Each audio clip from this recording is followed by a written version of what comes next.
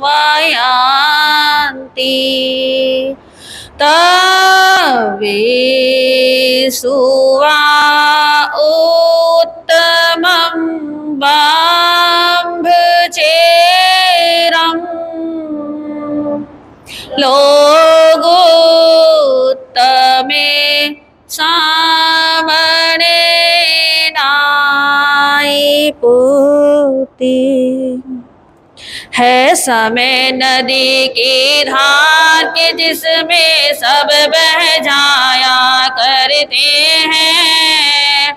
है समय बड़ा तूफान प्रबल पर्वत झुक जाया करते हैं। अक्सर दुनिया के लोग समय में चक्कर खाया, लेकिन कुछ ऐसे होते जो इतिहास बनाया करते हैं। देवादिदेव शासनीश प्रभु महावीर के चरण कमलों में कोटिशय वंदन नमन करने के उपरांत गुरु चरणों में रहकर जो कुछ भी ज्ञान अपनी इस अल्प बुद्धि में ग्रहण कर पाई हूँ वह आप सभी के समक्ष रखने का प्रयास करूंगी। नमोत्थुनं समनस भगवो महावीरस। ओम नमो भगवये सुये देव्याय। अरहंत वाणी का प्रसंग आपके समक्ष चला हुआ है। श्रवण कर रहे हैं आप जम्बू स्वामी की जिज्ञासा के आधार पर, उनकी जिज्ञासा के आधार पर जो जिज्ञासा का समाधान करते हुए आर्य श्री सुधर्मा स्वामी जी महाराज ने जो उनकी जिज्ञासा को शांत किया, उसके माध्यम से 32 आगमों में 11 अंग और 11 अंगों में 7वां अंग जिसका नाम है श्री उपासक दशांग सूत्र। श्री उपासक दशांग सूत्र का वर्णन जिसके अंतर्गत जम्बू स्वामी ने पूछ लिया है कि हे प्रभु, हे गुरुदेव, आप फरमाने की कृपा करें कि इसमें प्रभु ने क्या फरमाया है। तो उस समय उन्होंने बताया कि हे जम्बू, 7वें अंग श्री उपासक दशांग सूत्र के अंदर श्रमण भगवान महावीर स्वामी ने 10 प्रकार के श्रावकों का वर्णन किया है। वो 10 श्रावक किसे कहते हैं? सुना था आपने, श्रोणोति धर्म शास्त्राणी, जो धर्म शास्त्रों का श्रवण करते हैं उन्हें क्या कहते हैं? ये पहली सीढ़ी है, क्योंकि श्रावक बनने की बहुत सारी सीढ़ियां हैं। तो पहली सीढ़ी क्या है? सबसे पहली सीढ़ी है उसे श्रवण करना। श्राव्यति श्रावकः श्राव्यतीति, अर्थात जो श्रवण करके फिर आगे दूसरों को सुनाता है। वो क्या है? पहले खुद श्रवण करता है फिर दूसरों को उसे आगे सुनाता है, उसे हम श्रावक कहते हैं। श्री उपासक दशांग सूत्र के अंदर प्रभु के 10 उपासकों का वर्णन किया गया है, जिसमें प्रथम अध्ययन जो है, जिसके अंतर्गत आनंद श्रावक का वर्णन आता है। वो फरमा रहे हैं कि वाणिज्य ग्राम नगर के अंदर महाराजा अजितशत्रु का राज्य प्रभु ग्रामानुग्राम विचरण करते हुए वाणिज्य ग्राम नगर में पधारे। और जब वाणिज्य ग्राम नगर में पधारे और उस वाणिज्य ग्राम नगर के कहां पर रुके? द्युति पलाश नामक उद्यान के अंदर। क्योंकि पहले क्या होता था, ऐसे स्थानक भवन तो नहीं होते थे, पहले रुकने की व्यवस्था नगर के बाहर हुआ करती थी। कोई भी, ये तो तीर्थंकर भगवंत हैं, अन्यथा कोई भी साधु या साध्वी जब भी नगरी में आते थे तो साध्वियों के लिए व्यवस्था नगर के अंदर होती थी सुरक्षा की दृष्टि से। लेकिन जो साधु महाराज होते थे वो नगर के बाहर ही ठहरा करते थे और गोचरी के लिए नगर के अंदर जाया करते थे। प्रभु द्युति पलाश नाम के उद्यान के अंदर पहुंच गए हैं। जैसे ही पहुंचे और पूरी नगरी के अंदर समाचार फैल गया कि कौन आए हैं? प्रभु आए हैं। पूरी नगरी के अंदर आनंद का सागर उमड़ने लगा। राजा अजितशत्रु तक ये समाचार पहुंचा। कहते हैं जिस प्रकार एक धरती बहुत समय से सूखी पड़ी हो और उसके बाद घनघोर बादलों की रचना हो जाए तो उसे देखकर वन में स्थित जो मयूर होता है वो क्या होता है जी? प्रसन्न होता है, नाचने लगता है। इसी प्रकार महाराजा अजितशत्रु ने ये विचार जब सुना, इसको सुनकर इतने प्रसन्न हुए कि प्रभु कहाँ आ गए हैं? हमारी नगरी में पधारे हैं। जैसे मानो प्यासे मन की प्यास बुझने वाली है। उसी समय सभी को आदेश दे दिया है कि कहाँ चलना है? प्रभु के समोसरण में चलना है। और राजा ने अपने अनुसार सारी व्यवस्थाएं, जिस प्रकार नहाना धोना, सुंदर सुसज्जित वस्त्र इत्यादि का धारण करना, अब वो कहाँ जा रहे हैं? प्रभु के समोसरण में जा रहे हैं। और प्रभु के समोसरण में जाने से पूर्व वो पूर्ण रूप से समोसरण के आधार पर, क्योंकि पहले क्या होता था, क्योंकि आज भी होता है, आप लोग शादी में जाते हो तो क्या करते हो? अलग तरह के वस्त्र पहनते हो। जब आप मंदिर में आते हो तो अलग तरह के वस्त्र धारण करते हो ना। तो हर जगह का अपना अपना महत्व होता है। अब वो राजा जब वो समोसरण के लिए निकले तो वो अच्छे से तैयार होकर जा रहे हैं। और चलते चलते नगरी के अंदर अपनी चतुरंगनी सेना, अपने अंतःपुर की रानियां, अपने सेवक, दास दासी, सब कौटुंबिक पुरुषों को लेकर बड़े ही जलसे के साथ कहाँ पहुंच रहे हैं? प्रभु के चरणों में पहुंच रहे हैं। प्रभु के चरणों में पहुंचे और इधर यही जो विचार है, यही जो घोषणा है, वो कहाँ हो चुकी थी? कोलाक सन्निवेश तक भी पहुंच चुकी थी। कोलाक सन्निवेश जिसके अंतर्गत आनंद गाथापति रहते थे। आनंद गाथापति क्या थे? वो गाथापति जिन्हें किसी भी चीज की कोई कमी जीवन के अंदर नहीं थी। उस कोलाक सन्निवेश के लिए मानो वो जो व्यक्ति था, आनंद जो साहूकार था, आनंद जो गाथापति था, उसके अंदर वो मेढ़ीभूत था। मेढ़ीभूत अर्थात उसका सशक्त प्राणी, चाहे वो धन की दृष्टि से हो, व्यापार की दृष्टि से हो और बोलचाल की दृष्टि से हो। जिस प्रकार खलिहानों के अंदर हम क्या करते हैं? खलिहानों में एक डरावा सा खड़ा कर देते हैं, करते हैं ना। एक डंडा होता है, उसके अंदर ऐसी आकृति बना दी जाती है जैसे, और फिर उसमें कुछ कपड़े पहना दिए जाते हैं। जैसे ऐसा प्रतीत होता है कि वहां कौन खड़ा है? कोई व्यक्ति खड़ा है। और वो व्यक्ति जो होता है वो खड़ा करके बना दिया जाता है, कृत्रिम होता है, और वो पूरे खेत की क्या कर लेता है जी? रक्षा करता है। इसी प्रकार कहते हैं आनंद शावक जो था वो कोलाक सन्निवेश की मेढ़ी था। उस पूरे सन्निवेश को संभालने वाला था। कोलाक सन्निवेश जिसके अंतर्गत श्रमण भगवान महावीर स्वामी की प्रथम भिक्षा उन्हें कहाँ मिली थी? कोलाक सन्निवेश में। प्रथम पारना किसने कराया था? प्रभु का किसने कराया था? बहुल ब्राह्मण के हाथों से पारना हुआ था। खीर से उनका प्रथम पारना बहुल ब्राह्मण के घर। जो भी आपको इंपॉर्टेंट लगे नोट कर सकते हैं, क्योंकि आपका कभी एग्जाम होगा तो उसमें काम आएगा। तो प्रभु का जो प्रथम पारना था बहुल ब्राह्मण के यहाँ कोलाक सन्निवेश के अंदर खीर के द्वारा हुआ था। और कोलाक सन्निवेश जो है वो गणधर श्री व्यक्त स्वामी जी एवं सुधर्मा स्वामी जी की जन्मभूमि भी है। उस कोलाक सन्निवेश के अंदर कौन रहता है? आनंद शावक रहता है। आनंद शावक। सन्निवेश का तात्पर्य क्या है? सन्निवेश का तात्पर्य है उपनगर। जैसे वाणिज्य ग्राम नगर और कोलाक सन्निवेश उसका उपनगर, जैसे कि कॉलोनी कुछ होती है, तो वो है सन्निवेश। अब कोलाक सन्निवेश में रहने वाला जो आनंद शावक है वो बहुत बड़ा साहूकार है। व्यापार की दृष्टि से, व्यवहार की दृष्टि से, चाहे कारोबार की दृष्टि से, चाहे परिवार की दृष्टि से, जीवन में किसी भी प्रकार की कोई समस्या की दृष्टि से सभी लोग निराकरण करने के लिए, समाधान लेने के लिए, सलाह लेने के लिए किसके पास आते हैं? आनंद के पास, अभी वो श्रावक नहीं बने हैं, अभी वो मात्र आनंद गाथापति हैं। वो पूरी नगरी के विश्वास पात्र हैं और वो सभी का बहुत ध्यान भी रखते हैं।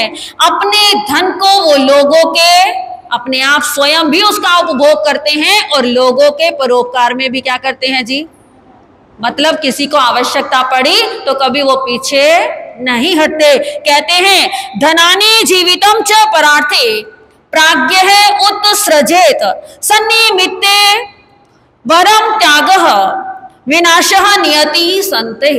अर्थात जो धन और मरण मतलब जीवन, धन और जीवन है, ये क्या है, इसे वो लोगों के उपकार में प्रयोग करते थे, क्योंकि उनका मानना था धन और जीवन दोनों यदि हम किसी के अच्छे निमित्त के लिए प्रयोग में लाते हैं तो वो बहुत श्रेष्ठ है, क्योंकि धन और जीवन दोनों ही ऐसे हैं जो क्षणिक हैं। एक ना एक दिन उन्होंने क्या हो जाना है, एक ना एक दिन उन्होंने नष्ट हो जाना है। तो जितना उनसे बन पड़ता है वो सबकी सेवा में उसे प्रयोग करते हैं। ऐसे वो आनंद साहूकार जो उस कुल्लाक्ष निवेश की बैकबोन की तरह, बैकबोन अर्थात रीढ़ की हड्डी की तरह कार्य क्या करते थे, उन्हें पता चला और वो विचार करने लगे, चिंतन करने लगे। उनके मन में एक बात आई, क्या सोचा कि श्रमण भगवान महावीर स्वामी कहाँ पधारे हैं, द्वितीय पलाश नामक उद्यान के अंदर पधारे हैं। अहो भाग्य है हमारे जो प्रभु हमारी नगरी में पधारे।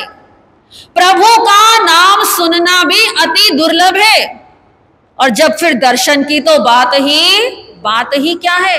यदि उनके दर्शन हो जाए तो वो तो सौभाग्य की बात है, और उससे भी बड़ा सौभाग्य क्या है, प्रभु की वाणी का श्रवण करना।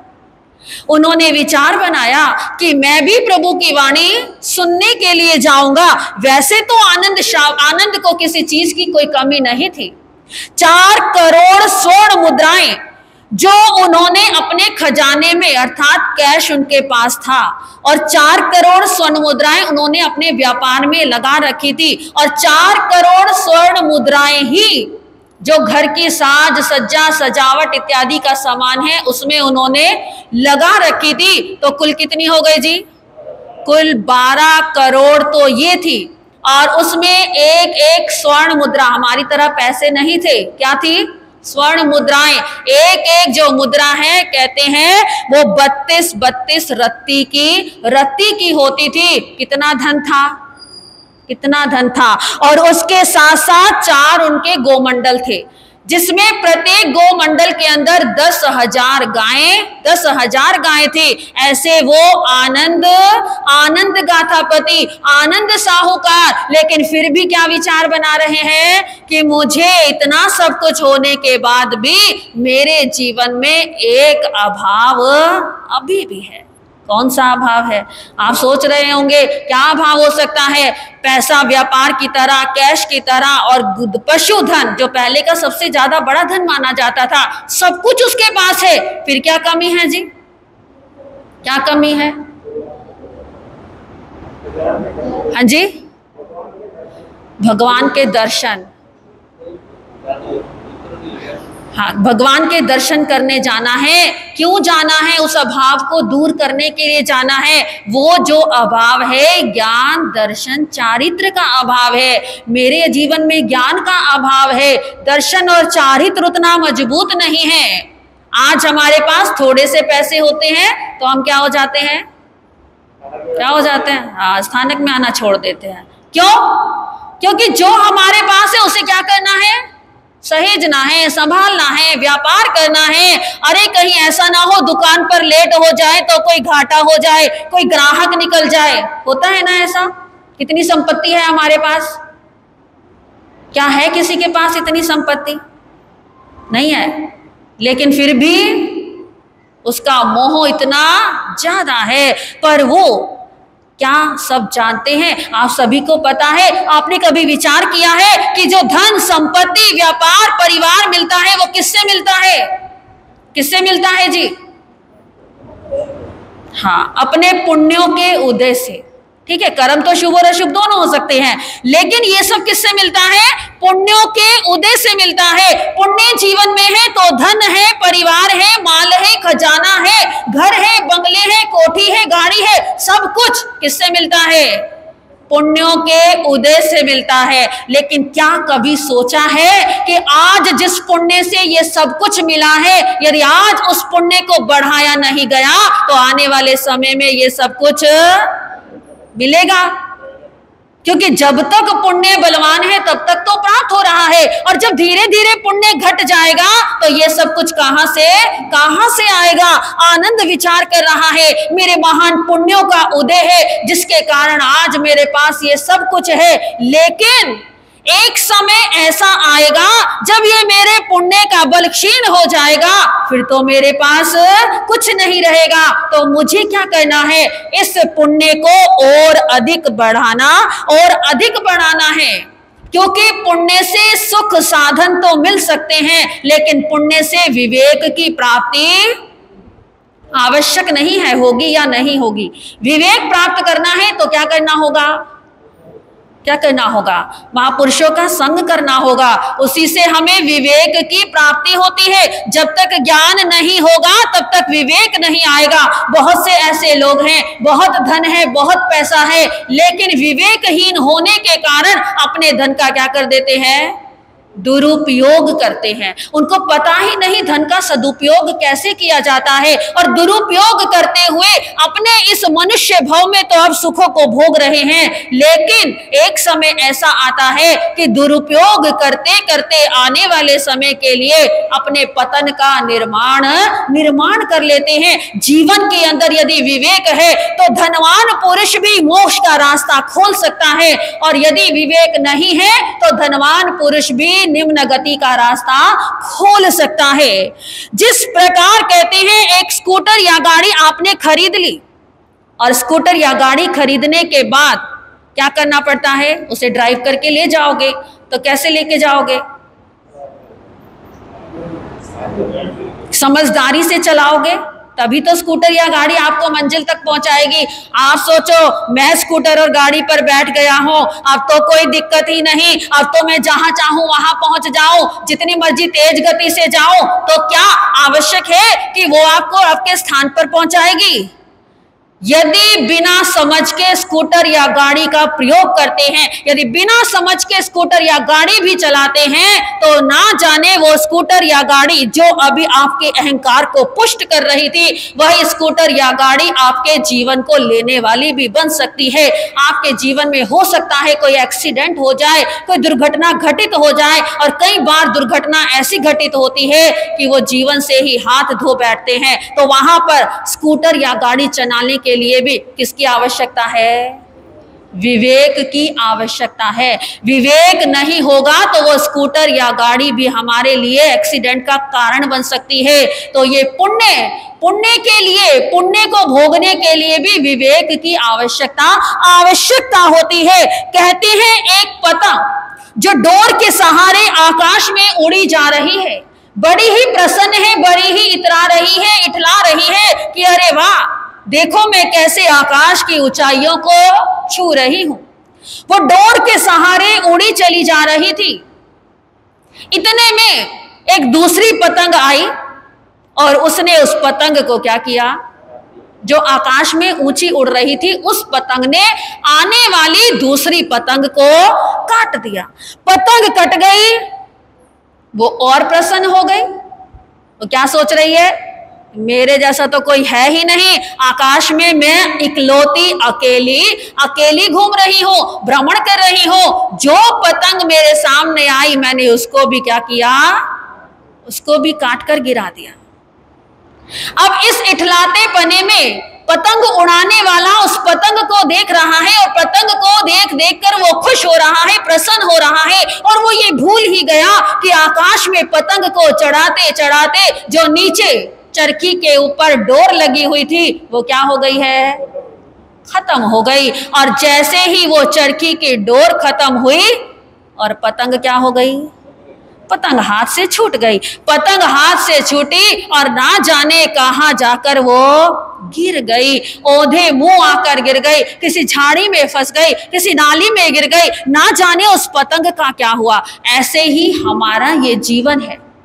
इस जीवन के अंदर ऊंचाइयों को हम छू रहे हैं, पुण्य रूपी डोर के सहारे हम ऊपर चढ़ रहे हैं, लेकिन यदि हमने उस डोर का ध्यान ना रखा, उस डोर के साथ हमने अगली डोर नहीं बांधी पुण्य की, तो वो पुण्य की डोर समाप्त होते होते हमारी जीवन की पतंग भी क्या होगी, वो धरती के ऊपर आकर गिर जाएगी। अब इसीलिए कहते हैं कि पुण्य का जीवन में बढ़ाना आवश्यक है, और पुण्य को बढ़ाने के लिए क्या करना होगा, क्या करना होगा, महापुरुषों का संग करना होगा, सत्संग करना होगा, ज्ञान दर्शन और चारित्र की उन्नति करनी होगी।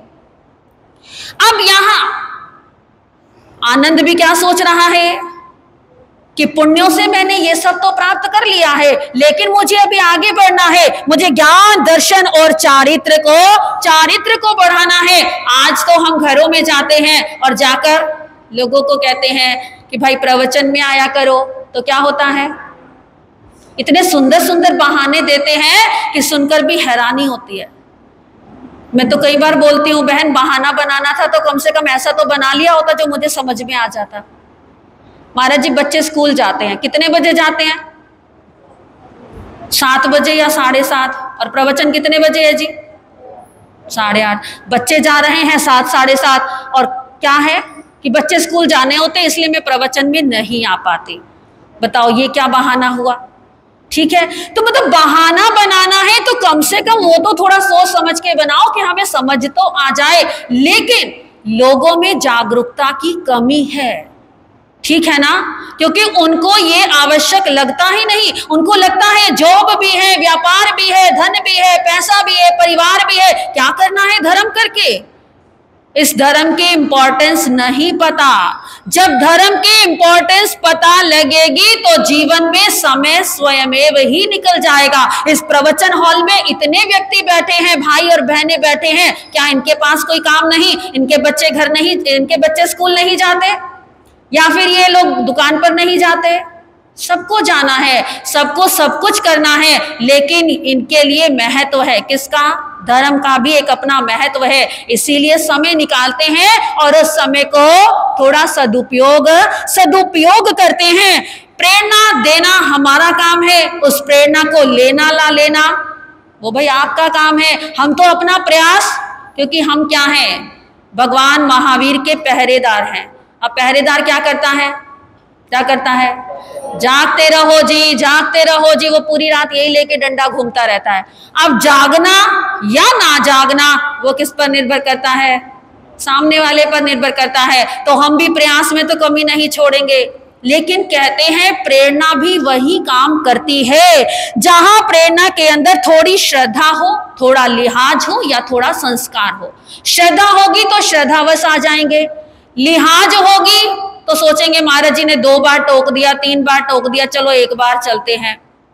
और संस्कार है तो बड़ों का सम्मान है, संतों ने बोला है तो चलो चलो चलते हैं। जीवन के अंदर 3 चीजें होती हैं, दादी गुरानी जी बताया करते थे, धर्म, कर्म और शर्म। पहला है धर्म।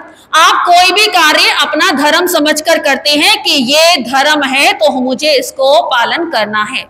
नंबर 2 पर आता है कर्म, धर्म कर्म। कर्म अर्थात हमारा कार्य, आपका कर्म है दुकान पर जाना, ठीक है, ये आपका कर्म है। तो कर्म का मतलब है जो कार्य हमें नियत रूप से करना है। आपने सोचा कि मेरा कर्म है, मेरे बड़े जाते थे तो मुझे भी जाना है, तो वो आपका हो गया कर्म। उसके बाद आती है तीसरी चीज, वो है शर्म। धर्म खत्म हो गया, कर्म खत्म हो गया, लेकिन यदि शर्म बाकी है कि अरे नहीं बार बार टोक रहे हैं तो जाना तो चाहिए, या संतों ने ये कहा है तो करना तो चाहिए, गुरु महाराज ने ये फरमाया है तो इसका पालन करना हमारा धर्म है, चलो रोज नहीं तो कम से कम हफ्ते में 2 बार 3 बार। तो कहते हैं एक भी चीज यदि जीवन में हो तो मानव का कल्याण संभव है। लेकिन जिसके जीवन से ये तीनों चीजें चली जाती हैं फिर उसको कोई संभाल नहीं सकता। यदि आपको चूल्हे के अंदर अग्नि जलानी है, आजकल की बहनों को तो नहीं पता होगा, लेकिन जो पुरानी है उनको तो पता है कि पहले क्या करते थे, चूल्हे में रोटियां बनाई जाती थी और उस चूल्हे को जब दोबारा जलाना होता था तो एक फूकनी होती थी लंबी सी, उस फूकनी से फूक लगाई जाती थी और यदि उस चूल्हे के अंदर थोड़ी सी चिंगारी शेष होती थी तो वो क्या कर लेती थी, वो आग पकड़ लेती थी। लेकिन जिस चूल्हे के अंदर चिंगारी ही नहीं है, क्या वो आग पकड़ेगी? कितनी भी फूकनी लगाते रहो, वो तो और हमें ही क्या कर देगी जी, काला पीला कर देगी, क्योंकि उसकी जो राख है वो हमारे ही ऊपर आ जाएगी। तो इसीलिए जब प्रेरणा देने भी जाते हैं, यदि वहां थोड़ी सी भी चिंगारी है तो वहां वो प्रेरणा काम कर जाती है, और चिंगारी नहीं है तो काम, लेकिन भाई प्रयास तो करना ही पड़ेगा, ये तो चेक करना ही पड़ेगा ना कि उसके अंदर चिंगारी है या नहीं, तो वो तो प्रेरणा देकर ही पता लगेगा। अब यहाँ आनंद के मन में यही विचार आ रहा है, यही चिंतन आ रहा है कि वो सोच रहे हैं कि मैं क्या करूं, प्रभु के चरणों में जाऊं और अपने इस पुण्य को बढ़ाऊं, ज्ञान दर्शन चारित्र का उनसे ज्ञान प्राप्त करूं, और अपने जीवन में, इस संसारिक जीवन में तो मैंने बहुत सुख लिया है, बहुत आनंद लिया है, हर प्रकार से सुख सुविधाओं का उपभोग किया है, लेकिन अब मैं कुछ ऐसा करूं जो मेरे आध्यात्मिक जीवन की उन्नति भी हो। इस लोक में तो बहुत कुछ मिल रहा है, लेकिन मुझे परलोक के लिए भी बहुत कुछ करना है। अपने शरीर के लिए तो बहुत कुछ है मेरे पास, लेकिन अब मुझे अपनी आत्मा के विषय में चिंतन करना है। ऐसा विचार वो कर रहे हैं और इस विचार के साथ वो खड़े हुए, अपने सभी पारिवारिक जनों को एकत्रित किया और उसके पश्चात प्रभु के दर्शनार्थ चल पड़े हैं। प्रभु के दर्शन करने पहुंचे हैं। कहां? कौन से उद्यान में?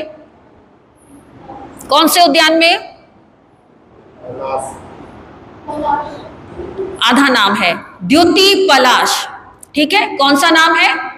द्युति पलाश नाम के उद्यान के अंदर पहुंच गए हैं और वहां राजा जितशत्रु भी गए हुए हैं और इधर से आनंद गाथापति भी पहुंच गए हैं। और सामने जैसे ही प्रभु को देखा, हाथ जोड़े, मस्तक झुकाया और प्रभु को अनिमेष दृष्टि से उनकी छवि को निहार रहे हैं। आगे की चर्चाएं, अब प्रभु के दरबार में तो पहुंच गए हैं, अभी तो प्रभु के दर्शन, उनका मुख मुद्रा इतनी अच्छी है, इतनी सौम्य है, इतनी शांत है कि उसी को देख कर आनंदित हो रहे हैं। आगे की जो चर्चाएं हैं वो करेंगे हम आने वाले समय में। समय हो गया है, घड़ी की सुई जो है वो समय पर पहुंच चुकी है। इन्हीं शब्दों के साथ ओम शांति। जी, तो